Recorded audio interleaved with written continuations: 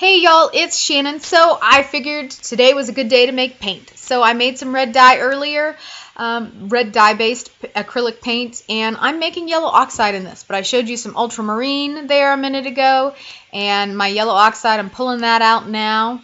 And I've got my empty paint tube. I try and get all my stuff ready and together. Doesn't always work that way. So just because the process of making acrylic paint, kind of like a lot of things, is, at least with me, is messy.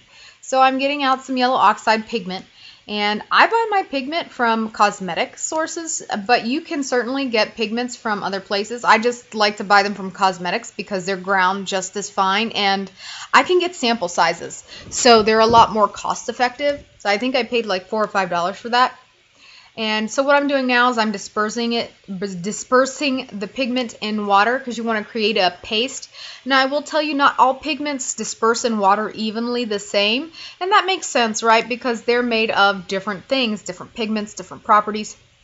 So sometimes I have to add a little, and usually a little alcohol, like 91% or 99%, to just help disperse those pigments a little better. To get that going, because I want to make a nice paste in order to add my acrylic medium to it. And I'm getting it going on. Look at that, it's all pasty. See that? There you go. And I'm waving at somebody. So I'm using Daler & Rowney's Simple line or something from Walmart. This is their acrylic gloss gel medium.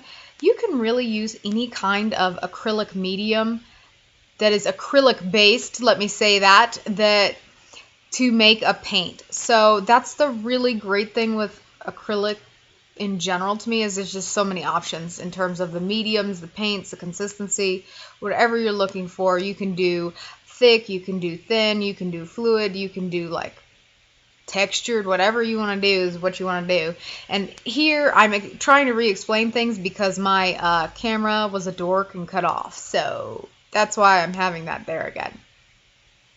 But like I said, you can use really, as long as it's an actual acrylic medium, like acrylic based, you can use it. Because all acrylic medium really is, now this does not apply to like retarders or certain extenders or just certain mediums. So be very careful when you use them that they are the acrylic based polymers. If they're the ones that say that you can blend 90% of it, it's an acrylic based polymer, which means that basically it's acrylic paint without color. So just say it in simple words, right?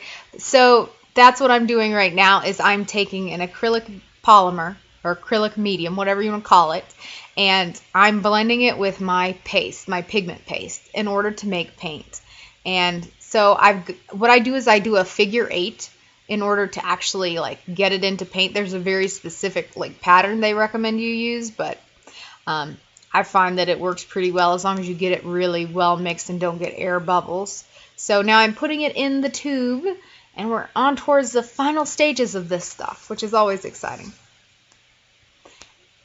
So I try and get it as far down in the tube as I can, and then I'm going to want to really like hit it really good on a nice flat surface like that table, because I don't want air bubbles in it, because that can just ruin your paint and cause it to dry out faster and all sorts of stuff.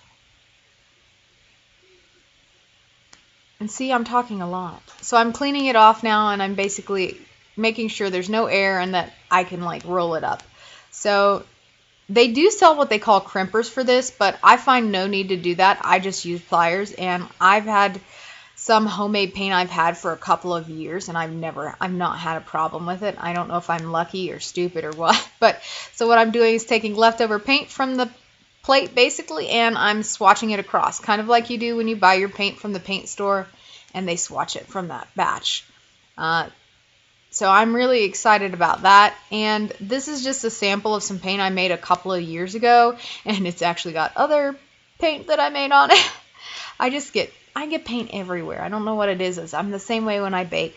But this is actually a highlight orange or an interference orange, so it's really beautiful. And I know there are some other companies that make it, but I really am proud of the one that I made and the formulation that I used to make it. It's really nice paint.